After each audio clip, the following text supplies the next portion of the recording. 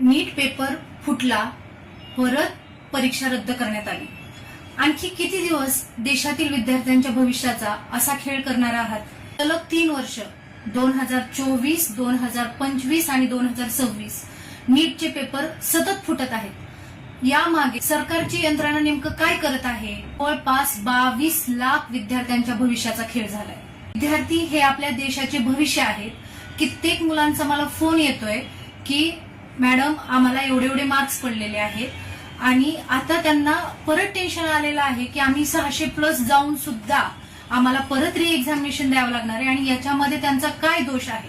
प्रत्येक परीक्षेचे पेपर असेच लीक होतात। प्रत्येक वेळेस नवीन आश्वासनं सांगितली जातात, आम्ही स्वतंत्र यंत्रणा उभी करू अशी आश्वासनं दिली जातात, परंतु तरीही देशामध्ये आता जवळजवळ 89 वेळा वेगवेगळ्या पद्धतीचे वेगवेगळ्या परीक्षांचे पेपर फुटलेले आहेत। केंद्र सरकार व राज्य सरकारचं हे अपयश आहे का? या असक्षम यंत्रणेमध्ये विद्यार्थ्यांचा काय दोष? मी स्वतः पाहते विद्यार्थी किती अभ्यास करतात, मरमर मरतात, सकाळी 6 ते संध्याकाळी 11 पर्यंत अभ्यास करतात आणि ऑन द स्पॉट त्यांचं असं जर परीक्षा रद्द करण्यात येत असेल तर त्यांचं मन आणि त्यांची जिद्द, त्यांची चिकाटी ह्या सगळ्या गोष्टी धुळीस मिळतात। या नीटच्या पेपर फुटीमध्ये एक्झॅक्टली कोणाचा दोष आहे? सरकार यावर काय उपाययोजना करणार आहे?